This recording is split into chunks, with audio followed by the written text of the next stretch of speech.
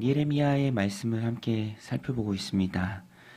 예레미야서가 굉장히 길죠. 52장까지 되어 있고요.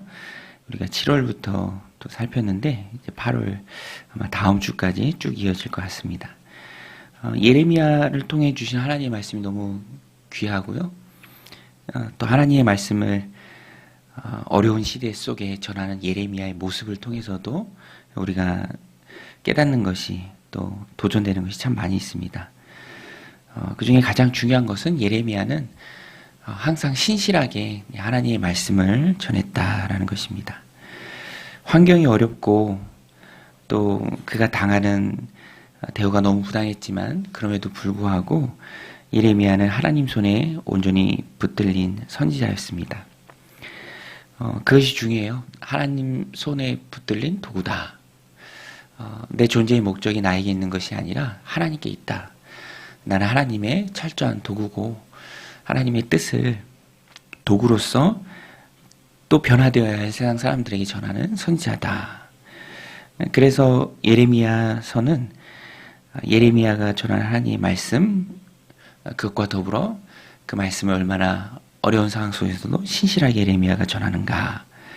오늘 본문에도 보면 도구임을 기억하는 것. 예레미야가 그랬죠. 자신이 선지자이고 상황과 형편에 상관없이 하나님의 뜻만 온전하게 전하는 것.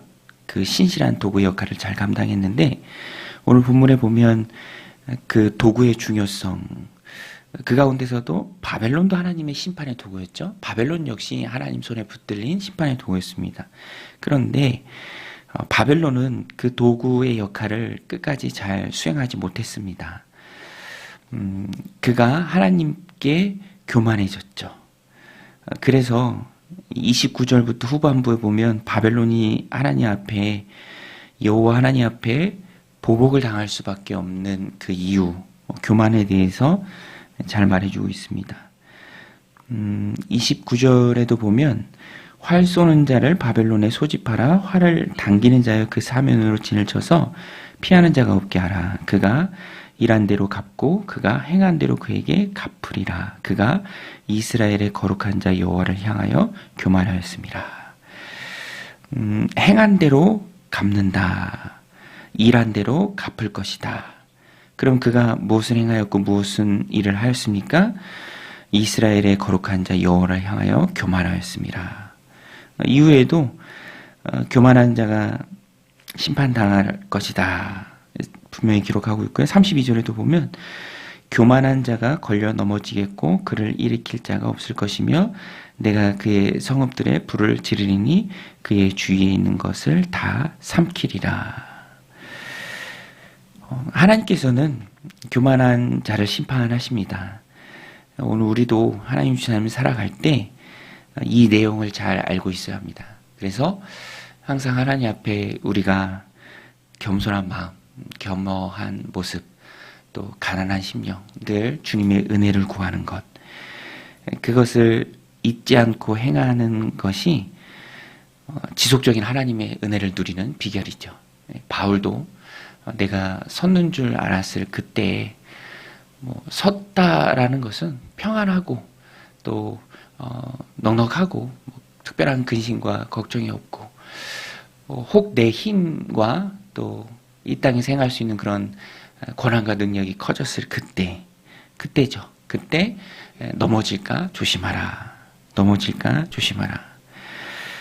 높아진 마음은 높아졌기 때문에 오히려 더 넘어지기 쉬운 것이죠. 또 높아졌기 때문에 보는 것, 듣는 것에 일정한 영향을 받습니다. 그래서 우리는 늘 주님의 은혜를 구하고 또 겸손의 가장 큰 표현은 기도의 자리를 지키는 것이죠. 하나님, 내가 은혜가 필요한 자입니다.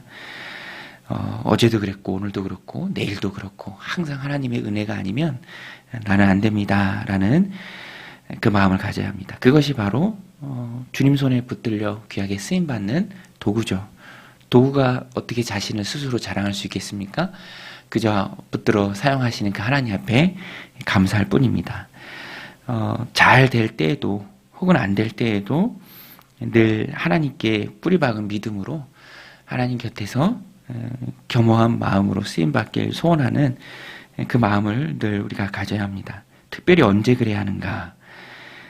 힘이 있을 때 23절에도 보면 바벨론을 향해서 세상이 무엇이라 말합니까?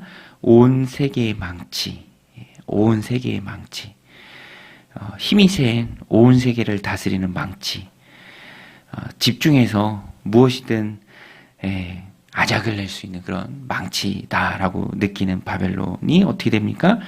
어찌 그리 꺾여 부서졌는고. 온 세계의 망치를 할지라도 하나님께는 도구일 뿐입니다. 그러니 쓰시는 분을 향해서 교만하다면 그것은 당연히 심판의 대상이 되는 것이죠. 그래서 우리가 신앙생활을 하면서 늘 견지해야 할 마음이 교만한 것을 대적하는. 왜냐하면 가장 큰 대적은 외부에 있는 것이 아니라 내부에 있습니다. 높아진 마음이 가장 큰 초가상간을 다 태우는 큰 대적이다라는 것입니다.